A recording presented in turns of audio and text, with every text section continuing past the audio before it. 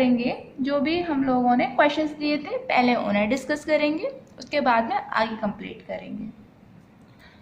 तो होमवर्क में हम लोगों ने क्वेश्चन नंबर 2, क्वेश्चन नंबर 12 और क्वेश्चन नंबर 13 एनसीईआरटी का दिया था। इनको देखते हैं, थोड़ा सा डिस्कस कर लेते हैं, फिर आगे हम लोग स्टार्ट करेंगे। सबसे पहले क्वेश्चन नंबर 2 देखते हैं। तो क्वेश्चन नंबर 2 हमारा था, एक बार मैं पढ़ रही हूँ। The electrostatic force on a small sphere of charge 0.4 microcoulomb due to another small sphere of charge -0.8 microcoulomb in air is 0.2 newton. तो क्या बोल रहे हैं कि दो स्मॉल स्फीयर्स हैं, पहले पर चार्ज है 0.4 माइक्रोकूलम, दूसरे वाले पर चार्ज है माइनस का 0.8 माइक्रोकूलम, और उसने बता रखा है कि इन दोनों के बीच में जो फोर्स, इलेक्ट्रोस्टैटिक फोर्स है वो है 0.2 न्यूटन। और ये रखे कहाँ पर हुए हैं? एयर में। उसने बोला है एयर में रखे हुए हैं। अच्छा, ये हो सकता है ये दिक्कत करे तुम्हें कि ये माइक्रोकूलम, ये क्या ड्रामा है। ये म्यू, इसको हम लोग बोलते हैं माइक्रो, और कूलम यूनिट है चार्ज की, तो माइक्रोकूलम। जहाँ जहाँ माइक्रो आएगा, माइक्रो का मतलब होता है 10⁻⁻⁶। मतलब तुम लोगों को 0.4 माइक्रोकूलम को ऐसे लिखना है, 0.4 × 10⁻⁻⁶ कूलम, ये है। ऐसे ही 0.8 को कैसे लिख सकते हैं? 0.8 × 10⁻⁻⁶ कूलम, माइनस का। ये कुछ हम लोगों के नोटेशंस इस्तेमाल होते हैं फिजिक्स के अंदर, वो हम लोग यहाँ समझ लेते हैं। ये सेम 11th में भी है, मिली। जैसे अगर ये मिली कूलम होता तो हम किससे मल्टीप्लाई करते? 10⁻³ से। माइक्रो को ऐसे जनरली ऐसे म्यू ये बना होता है आगे, और ये होता है 10⁻⁻⁶। Nano 10⁻⁹ pico 10⁻⁻12। एक है एंगस्ट्रॉम, इसको हम लोग A0 से डिनोट कर देते हैं। इसका मतलब होता है 10⁻⁻10। These all are important. Milli 10⁻⁻3, micro 10⁻⁻6, nano 10⁻⁻9, pico 10⁻⁻12, angstrom 10⁻⁻10। ये जैसे जैसे आगे चैप्टर हम लोग करते जाएंगे, क्वेश्चंस करते जाएंगे, ये सारे यूज़ होंगे और हम लोग को सारे पता भी चल जाएंगे। कोई ऐसे टेंशन लेने की बात नहीं है इनको देखकर कि हाँ ये इतने सारे कैसे याद होने, याद करने की ज़रूरत नहीं है। जैसे जैसे न्यूमेरिकल प्रैक्टिस होंगे वो अपने आप आ जाएंगे। फिलहाल हम लोग इस क्वेश्चन को देखते हैं। दो चार्ज दे रखे हैं, उनके बीच की फोर्स बता रखी है। तो पहला क्वेश्चन वो पूछ रहा था कि what is the distance between the two spheres, दोनों के बीच का डिस्टेंस कितना है। मुझे लगता है ये क्वेश्चन सबने कर लिया होगा। आप सीधा सीधा कूलम्स लॉ लगाओ, force Q1 Q2 / R²। Force तो तुम लोग को पता ही है 0.2 न्यूटन, K 9 × 10⁹ क्यों? क्योंकि एयर में रखा हुआ है। मीडियम वाला हम लोगों ने अभी डिस्कस किया भी नहीं है, इसी वीडियो में आगे डिस्कस करेंगे। Q1 कितना? 0.4 × 10⁻⁻6। Q2 कितना? 0.8 × 10⁻⁻6। हम लोग साइन नहीं रखेंगे, क्यों? क्योंकि मैग्नीट्यूड रखना है, स्केलर फॉर्म में बताना है हमको। उसके बाद में R², वो हमसे पूछ रहा है डिस्टेंस का स्क्वायर। अभी मेरे ख्याल से समझ में आ गया होगा। अब इसमें सिर्फ कैलकुलेशन रही है, कुछ नहीं रह गया। 9 × 0.4 × 0.8, ये प्लस कर लो, -12 + 9। होप सो ये क्लियर हो पा रहा है। बेस सेम है, पावर ऐड हो गई, इसका भी सेम बेस है, ये भी ऐड हो गई, 0.2 नीचे आ जाएगा। अब ये आराम से कैलकुलेट हो जाएगी। ध्यान रखने वाली बात है कि यहाँ से जो आंसर आएगा वो आर स्क्वायर आएगा, आपको आर निकालना है, आर स्क्वायर नहीं निकालना है, तो आप उसका क्या ले लोगे, रूट ले लोगे। चलो कर ही लेते हैं, थोड़ा ये क्लियर हो जाएगा। 9 2 18,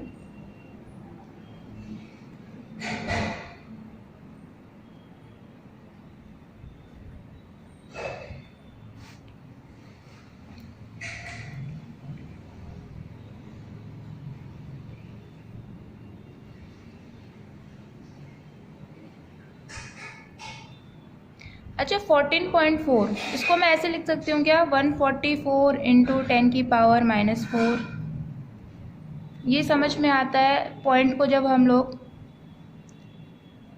अपने लेफ़्ट साइड मूव करते हैं और राइट साइड मूव करते हैं। अगर लेफ़्ट साइड मूव कर रहे हैं तो पावर पॉजिटिव में चढ़ाएंगे, अगर राइट साइड मूव कर रहे हैं तो पावर नेगेटिव में चढ़ा देंगे। ये पॉइंट था, मैंने एक डिजिट इसको राइट साइड ले गई हूँ तो पावर नेगेटिव में चढ़ा दी, एक पावर बढ़ा दी, -3 से -4 हो गई। अगर इसी को पॉइंट को मैं इधर लेके आती तो 1.44 इंटू 10⁻⁻² हो जाता। मतलब अगर लेफ़्ट साइड लेके जाएंगे पॉइंट को तो हम लोग उतनी ही पावर पॉजिटिव में बढ़ा देंगे, अगर हम लोग राइट साइड लेके जाएंगे तो उतनी ही पावर नेगेटिव में बढ़ा देंगे, सिंपल। अब इसका रूट लिया जा सकता है। 144 किसका रूट है, 12 का, 10⁻⁻⁴, 10⁻⁻², तो आपका आंसर आ जाएगा 0.12 मीटर। होप सो ये चीज़ें क्लियर हो पा रही हैं। This would be your answer. Distance निकालने को बोला था उसने, सीधा कूलम्ब्स लगाएंगे, वैल्यू पुट करनी है, उसके बाद सिर्फ कैलकुलेशन है। ध्यान में रखने वाली बात क्या थी क्वेश्चन में, ये माइक्रो कूलम्ब था, उसको हमने 10⁻⁻6 कर लेना था। ये आप लोगों के लिए एक नई जानकारी हो सकती है। दूसरा, ये आर स्क्वायर बहुत बच्चे यहीं पर छोड़ देते इसको। कैलकुलेशन से डरने की ज़रूरत नहीं है, तुम लोग जितना कैलकुलेट करोगे उतना ही फिजिक्स अच्छा होता चला जाएगा। न्यूमेरिकल प्रैक्टिस जितनी होगी फिजिक्स उतनी ही अच्छी होगी। तो हम लोगों ने रूट निकाला, सिंपल ये निकल आया। नेक्स्ट क्वेश्चन देखते हैं। क्वेश्चन नंबर 12 भी दिया था, उसको भी डिस्कस कर लेते हैं। 12 क्वेश्चन में उसने बोल रखा है कि दो कॉपर के स्फीयर्स हैं ए एंड बी, ये मान लेते हैं कॉपर के स्फीयर्स हैं ए और दूसरा है बी। इन दोनों के बीच का डिस्टेंस दे रखा है 50 सेंटीमीटर और बोला है कि इन दोनों के बीच में क्या रिपल्शन होगा अगर दोनों के ऊपर चार्ज है 6.5 इंटू 10⁻⁻7 कूलम। इस पर भी इतना चार्ज है और सेम चार्ज इस पर भी है 6.5 इंटू 10⁻⁻7 कूलम। दोनों पर चार्ज पता है, डिस्टेंस पता है, फोर्स निकाल सकते हैं। इलेक्ट्रोस्टैटिक रिपल्शन, इससे कंफ्यूज नहीं होना है, सिंपल वो इलेक्ट्रोस्टैटिक फोर्स पूछ रहा है। रिपल्शन इसलिए बोल रहा है क्योंकि दोनों पर सेम चार्ज है, दोनों पॉजिटिवली चार्ज हैं तो दोनों आपस में रिपेल करेंगे। लगा देंगे K Q1 Q2 over R square. आर की वैल्यू पता है 50 सेंटीमीटर, क्या ध्यान रखेंगे, मीटर में चेंज कर लेंगे। Q1 Q2 पता है, K हमें पता ही है। मैं इसको सॉल्व करके नहीं दिखा रही हूँ क्योंकि कैलकुलेट करके दिखाएंगे, वीडियो बहुत ज़्यादा लेंथी हो जाएगी। ये हर एक चीज़ मैं इसमें समझा दे रही हूँ, बस अब आपको वैल्यू पुट करनी है, कैलकुलेट करना है, दैट्स इट। नेक्स्ट क्वेश्चन है इसका B part. What is the force of repulsion if each sphere is charge double. अगर यही चार्ज डबल हो जाए और डिस्टेंस इनके बीच में आधा हो जाए तो क्या फोर्स ऑफ रिपल्शन रहेगी। अच्छा, मैं यहीं से ज़रा इसको कैलकुलेट कर लेती हूँ। अगर मैं इसकी वैल्यू पुट करती हूँ तो ये आंसर आता है 1.5 इंटू 10⁻⁻2 न्यूटन। मैं इस फोर्स को F मान लेती हूँ और नई फोर्स मैं निकाल देती हूँ। देखो, एक तरीका ये है कि आप न्यू फोर्स में इस नई वाली जो फोर्स है जो बाद में आएगी उसको F डैश से शो कर रही हूँ। वो कितनी, के Q1, आधा हो गया, चार्ज डबल हो गया, तो आप इसको लिख सकते हो, क्योंकि दोनों पर सेम चार्ज था तो मैं इसको अगर Q ले लूँ, इसको भी Q ले लूँ, तो आप इसको लिख सकते हो 2Q हो गया, और दूसरे पर भी 2Q। डिस्टेंस कितना हो गया, आधा, अगर पहले R था तो अब कितना हो जाएगा, R/2, R/2 का स्क्वायर, यहाँ से क्या वैल्यू आ जाएगी, के 4Q square R square upon 4। ये 4 कहाँ जाएगा, ऊपर। अच्छा, बहुत बच्चों को इसमें भी दिक्कत होती है कि ये कभी ऊपर चला जाता है, कभी यहीं पर रह जाता है, ये चलता क्या ड्रामा है। इट्स सिंपल, आप ऐसे ध्यान रखो, जैसे A/B अपॉन C/D है, तो ये सबसे ऊपर जाएगा और ये यहाँ पर चला जाएगा। अच्छा, जिसके अंदर 4 टर्म नहीं होते, दिक्कत वहाँ आती है। फॉर एग्ज़ाम्पल, जैसे यहाँ है कि देखो K इंटू 4Q स्क्वायर, इसके नीचे कुछ नहीं था, R स्क्वायर अपॉन 4 ये तो लिखा हुआ है, इसमें नोमिनेटर भी है डिनोमिनेटर भी है, इसका डिनोमिनेटर गायब है, तो आप इसके नीचे 1 लगा लो, फिर इसको R स्क्वायर अपॉन 4 लिखो। अब सिंपल सा समझ में आ रहा है कि ये ऊपर जाएगा और ये यहाँ पर चला जाएगा। अच्छा, कई बार ऐसा होता है जैसे 3/4 डिवाइड करना है आपको 5 से, अब क्या करेंगे, तो 3/4, 5 के नीचे कुछ नहीं है ना, जिसका कुछ नहीं है उसका 1 तो है, तो 1 लगा लेना है। अब इसको ले जाओ ऊपर और इसको ले जाओ यहाँ पर, सिंपल, 3 इंटू 1, 4 इंटू 5 से, तो आप सीधा सीधा यहीं से भी कर सकते हो, 1 यहाँ लगा लो, क्रॉस मल्टीप्लाई हो जाना है। ऐसे ही कुछ लोगों को होता है कि नहीं, अभी ऐसे होता है 3 डिवाइडेड बाई 5/4, तो पता है आंसर चेंज हो गया आपकी बार, जिसके नीचे कुछ नहीं है उसके नीचे 1 लगाओ। अब ऐसे नहीं होना था, 3, 1, 5, 4, अब ये मेथड सही है, ये यहाँ जाएगा, ये यहाँ जाएगा। बहुत लोग ऐसे कर लेते 3, 5/4, और ये वाला था 3/4/5, फिर वो लोग कंफ्यूज होते रहते हैं कि कभी तो ये ऊपर चला जाता है, कभी ये यहीं रह जाता है, ये बहुत कन्फ्यूज़न होती है, छोटे छोटे डाउट ज़्यादा दिक्कत करते हैं। तो मेरे ख्याल से ये क्लियर हो गया होगा करना क्या है। जो भी वैल्यू आपकी नोमिनेटर अपन डिनोमिनेटर की फॉर्म में नहीं है, उसको पहले चेंज कर लो, नहीं है उसके नीचे 1 लगा लो, फिर उसको ऐसे 4 आपके टर्म हो गए, अब आप कर सकते हो, सबसे नीचे वाला सबसे ऊपर जाता है, फिर ये यहाँ चला जाता है।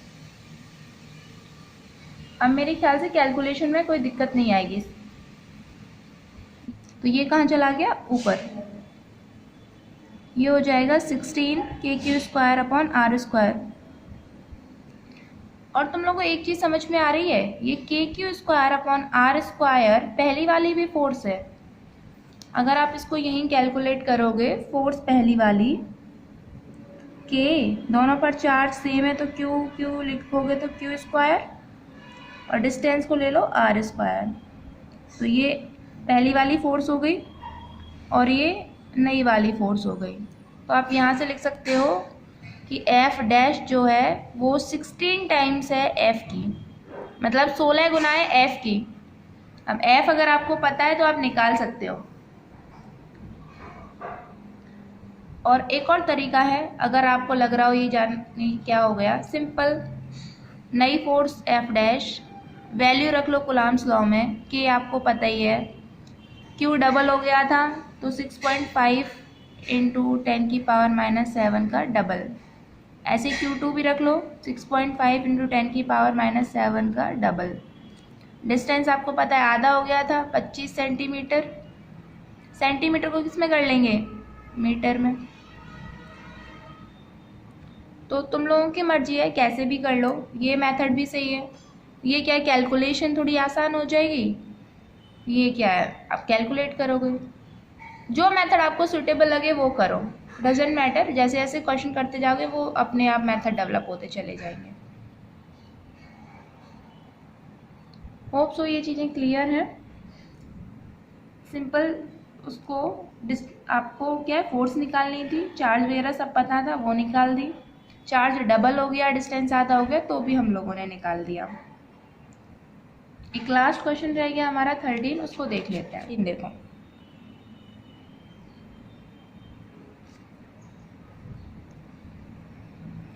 थर्टीन में बोल रहा है कि ये जो ए और बी स्फीयर थे, जो हमारे स्फीयर्स 12th वाले क्वेश्चन में थे, वही स्फीयर्स मानने हैं। दोनों पर सेम चार्ज था, तो हम लोग मान लेते हैं चार्ज दोनों पर क्यू था। अब वो बोल रहा है कि एक तीसरा स्फीयर सेम साइज का लेकिन अनचार्ज है, वो पहले कांटेक्ट में लाया किसके, ए में। ये चार्ज था, ये क्यू है, आइडेंटिकल है, ये दोनों एक जैसे हैं, और एक और तीसरा स्फीयर इसके कांटेक्ट में लेके आया है। अच्छा ध्यान करो, कंडक्शन में क्या होता था, अगर आइडेंटिकल बिल्कुल आया है इसके कांटेक्ट में, जैसे ही वो इससे टच होगा चार्ज ट्रांसफ़र होगा, तो क्या पोजीशन हो जाएगी, ये ए है, ये बी है, ये हम सी को लेके आए इसके पास। पहली के बाद में क्या पोजीशन हो गई कि ए पर चार्ज हो गया आधा, आधा क्यों, क्योंकि आइडेंटिकल है दूसरा वाला, और सी पर भी चार्ज हो गया Q/2। ये अभी सी है। आगे क्या बोल रहा है वो, ये फिर यही वाला चार्ज सी वाला पहले ऐसे रख लिया, फिर उसे हम लोग बी के कांटेक्ट में लेकर के आए हैं, and finally remove from both. तो नई फोर्स ऑफ रिपल्शन बतानी थी ए और बी के बीच में। अब इसके पास Q/2 है, सेकेंड कंडीशन देखो। अब फिलहाल हम लोग किसको पास लेकर आए, बी के पास में, जिसके पास Q चार्ज है और सी के पास में Q/2 चार्ज है। चार्ज का क्या हो जाएगा, दोनों आइडेंटिकल हैं, तो जो टोटल चार्ज है उसका आधा कर लो, Q प्लस Q/2 कितना, 3Q/2। तो टोटल चार्ज का, क्योंकि दोनों आइडेंटिकल हैं इस वजह से आधा आधा चार्ज दोनों पर हो जाएगा। तो जब कांटेक्ट हटाएंगे हम लोग, बी पर चार्ज हो जाएगा 3Q/2 का आधा, 3Q/4, और सी पर भी चार्ज कितना हो जाने वाला है, 3Q/4। अच्छा अब पूछ रहा है ए और बी के बीच में अब नई रिपल्शन बताओ। अरे अब तो बता ही देंगे, अभी चार्ज कितना हो गया, Q/2 ए पर, फाइनली बी पर कितना हो गया, 3Q/4। अब क्या कर लेंगे, चार्ज आपको पता है, बता देंगे नई फोर्स ऑफ रिपल्शन। अच्छा डिस्टेंस की कोई दिक्कत नहीं है, डिस्टेंस हमें पहले वाला मानना है, जो 12th वाले में दे रखा है सेम वही मानना है, यानी डिस्टेंस 50 सेंटीमीटर ही लेना है। ये सेम वही स्फीयर्स उठा लिए हैं जो क्वेश्चन नंबर 12 में दे रखे थे।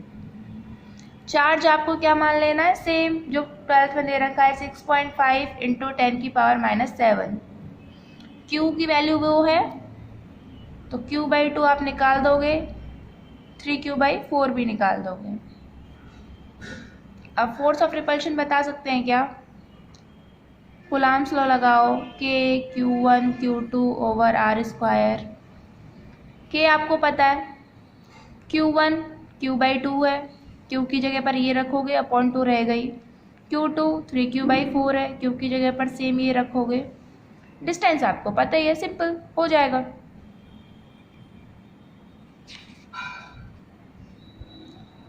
तो जो भी हम लोगों ने क्वेश्चन दिए थे वो सारे डिस्कस कर लिए, आगे करते हैं।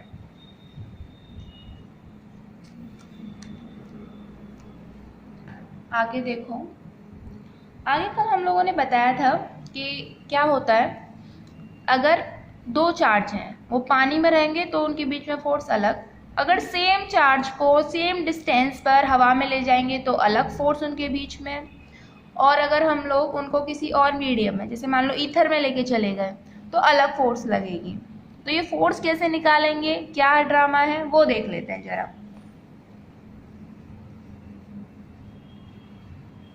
इसके लिए हम लोग एक नया टर्म इंट्रोड्यूस कर रहे हैं यहाँ पर, डाई इलेक्ट्रिक कांस्टेंट।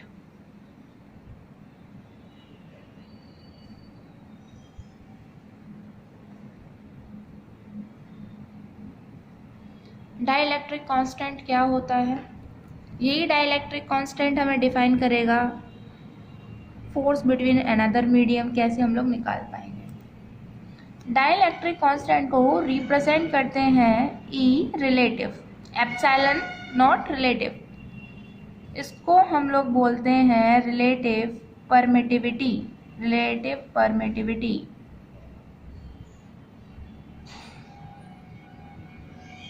ध्यान हो तुम लोगों को के की वैल्यू जब पढ़ी थी 1/4 एप्सिलॉन नॉट, वहां पर इसको एप्सिलॉन बोला था। ये होती है इलेक्ट्रिकल परमिटिविटी।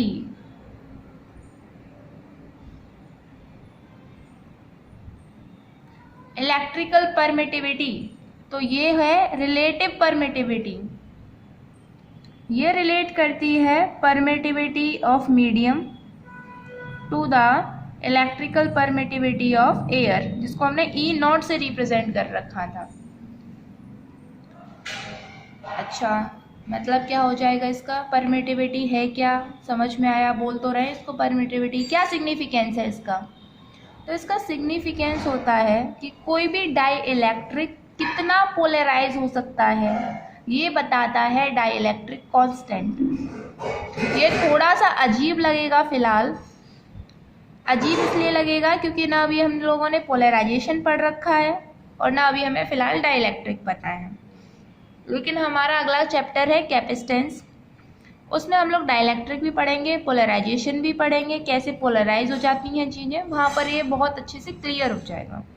फिलहाल के लिए हम लोग क्या बोल सकते हैं? Dielectric constant is the ratio of electrical permittivity of medium to the electrical permittivity of air और वैक्यूम। इन दोनों का रेशियो होता है ये रिलेटिव परमिटिविटी या फिर डाइलेक्ट्रिक कांस्टेंट। अब इसका फायदा क्या मिलेगा क्वेश्चन करते वक्त, वो जरा देखते हैं। देखो, मान लो आपको एक क्वेश्चन दिया कि दो चार्ज हैं जिस पर 2 कूलाम, दूसरा है 4 कूलाम, दोनों 2 मीटर की दूरी पर हैं, मीडियम है एयर, इनके बीच की फोर्स कैलकुलेट करो। फोर्स आप लोग निकाल दोगे कि Q1 के की वैल्यू लगाओगे Q1 Q2 R स्क्वायर, 2 का स्क्वायर, इसी तरीके से निकालोगे। लेकिन वो बोल दे अभी वाटर है, मान लो मीडियम चेंज कर दिया, तब फोर्स कैलकुलेट करो, तब आप 9 × 10⁹ वैल्यू नहीं लगाओगे, ये वैल्यू नहीं उधर लग पाएगी। क्यों? क्योंकि मीडियम चेंज है। फिर क्या लगाओगे? देखो, ये आपने ऐसे ही तो लगाया, फॉर्मूला ऐसा होता था 1/4 epsilon naught Q1 Q2 over R square. But now new force F' में लेके चल रही हूँ पानी में, विल बी 1/4। इस एप्सिलॉन की सारी कहानी है, ये एयर का है ई नॉट। आप यहाँ पर लिखोगे epsilon medium, electrical permittivity of उस मीडियम की लगानी पड़ेगी, अगर पानी है तो पानी की लगानी पड़ेगी, into Q1 Q2 over R square. बाकी सारी चीज़ें एज इट इज़ रहने वाली हैं। अगर डिस्टेंस चेंज नहीं कर रहा है, चार्ज भी है ये, तो अगर हम इसी मीडियम को, इसी वाले जो सिस्टम को सेम उठा के ले जाते हैं बस, तो परमिटिविटी चेंज करेंगे। अच्छा, इसी को ज़रा आराम से समझो, तो आप इसको ऐसे नहीं लिख सकते हो क्या? 1/4 E naught into E relative into Q1 Q2 upon R square. समझ में आया कैसे? Because E relative is equal to E medium upon E naught. तो यहाँ से आप ई मीडियम को लिख सकते हो ई नॉट इंटू ई रिलेटिव। अच्छा, ई मैं बोल रही हूँ, ये एप्सिलॉन है वैसे, it's epsilon not epsilon R, इसमें कंफ्यूज नहीं होना है। एप्सिलॉन ऑफ मीडियम यानी इलेक्ट्रिकल परमिटिविटी ऑफ मीडियम। तो ये समझ में आता है? ठीक। अब एक चीज़ देखो, ये एज इट इज सेम नहीं है क्या? इसमें बस पता है चेंज क्या हुआ है, ये 1/4 epsilon naught Q1 Q2 R square, ये तो एयर वाला ही है भैया, ये नई वाली फोर्स है F डैश, यानी आप ऐसे लिख दो वाटर की है ये, और ये कौन सी थी, एयर की है। तो आप यहाँ से देख पा रहे हो force in water is equal to force in air, इस पूरे की जगह मैं ऐसे लिख रही हूँ फोर्स कौन सी वाली, एयर वाली, अपॉन डाइलेक्ट्रिक कांस्टेंट। यानी अगर सेम सिस्टम को सेम डिस्टेंस रखें, सेम चार्ज रखें, किसी दूसरे मीडियम में रखेंगे, मैं जो फोर्स लगने वाली है उन चार्जेस पर वो डाइलेक्ट 1 डाइलेक्ट्रिक कांस्टेंट टाइम्स हो जाएगी। आप यहीं से डाइलेक्ट्रिक कांस्टेंट को एक और फॉर्मूला दे सकते हो, dielectric constant is equal to the ratio of force between two charges placed in air to the force between the same charges placed in another medium keeping the distance same as in air. Force in water यहाँ के लिए लिख दिया है, आप इसको generalise कर सकते हो force in air upon force in medium. पानी लिया है, कोई भी मीडियम होगा वो। तो यहाँ से डाइलेक्ट्रिक कांस्टेंट के दो फॉर्मूले आ गए, पहला relative permittivity equal to permittivity in the medium to the permittivity in the air, same force in air to the force in medium.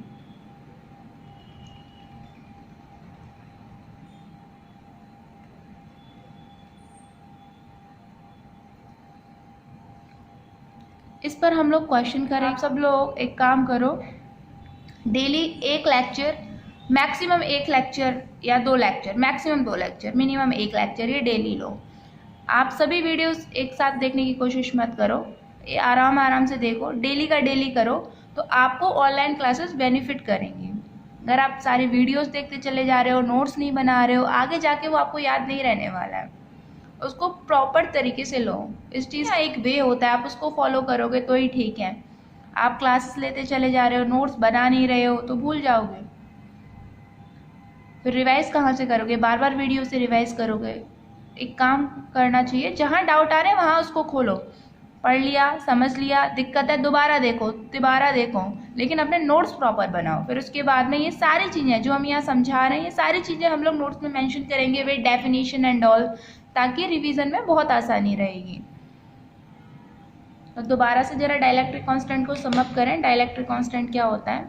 Dielectric constant can be defined as the ratio of electrical permittivity of any medium to the electrical permittivity of air, और it can also be defined as the ratio of force between two charges in air to the ratio of force in another medium between the same charges placed at the same distance। ध्यान रखना है, distance same रखना है, तभी आप उसको हम लोग डिफाइन करेंगे इस तरीके से। डिस्टेंस अलग कर दोगे, निकालेंगे इसी फॉर्मूले से, लेकिन हम लोग डाइलेक्ट्रिक कांस्टेंट को फिर ऐसे डिफाइन नहीं कर सकते हैं। I hope these things are clear. For better understanding, we will move to the questions. It will help you in more understanding. अच्छा, कुछ questions है, मैं बोल रही हूँ, लिख भी रही हूँ, आप लोग अपनी कॉपी में सेम क्वेश्चन नोट करो, फिर यही क्वेश्चन जब नोट्स बनाओ तो कॉपी में लिख लेना और समझो। पहला क्वेश्चन, दो स्फीयर्स दे रखे हैं, या फिर बोलो दो चार्जेस दे रखे हैं, 2 पॉइंट चार्ज हैं Q1 and Q2, Q1 and this is Q2। ये वैक्यूम में रखे हैं, वैक्यूम बोले एयर बोले एक ही बात है। आपको K की वैल्यू 9 × 10⁹ ही लेनी है दोनों ही केसेस में, और इनके बीच का डिस्टेंस दे रखा है स्मॉल d। इन पर फोर्स बता रखी है कैपिटल F, ये एक दूसरे पर एक्सर्ट करते हैं। ये तो समझ में आता है, ये जितनी इस पर एक्सर्ट करेगा वो भी इस पर इतनी ही एक्सर्ट करेगा, सेम थप्पड़ मारेगा इसको। अब पूछ रहा है कि इनका क्या सेपरेशन रखूं मैं, अगर मैं इनको ऑयल में लेके जाऊं जिसका डाइलेक्ट्रिक कांस्टेंट दे रखा है 60। ये क्या है? डाइलेक्ट्रिक कांस्टेंट ऑफ ऑयल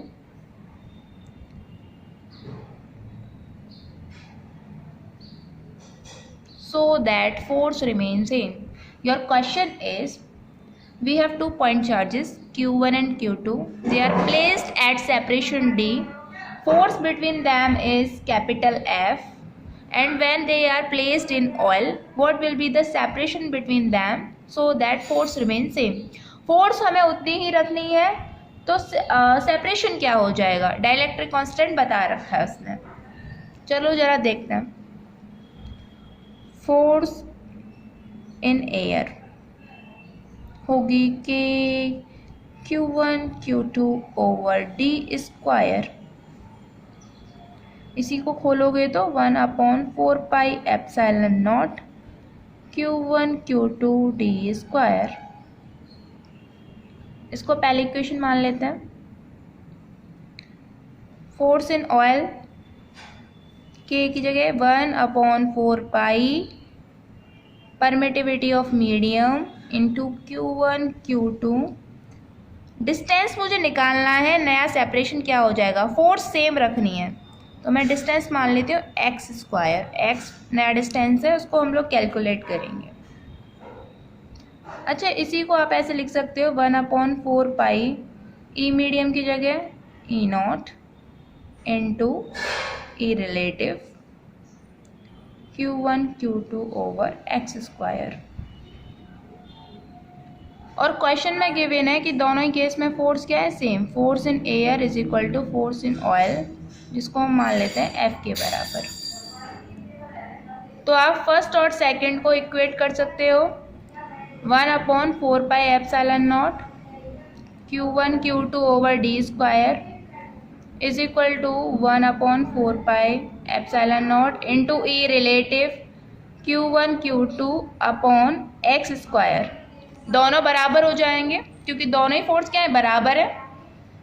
तो 1/4 पाई एप्सिलॉन नॉट से 1/4 pi epsilon naught Q1 Q2 बचने क्या वाला है? D square is equal to E relative upon E relative into X square. X square कितना आने वाला है?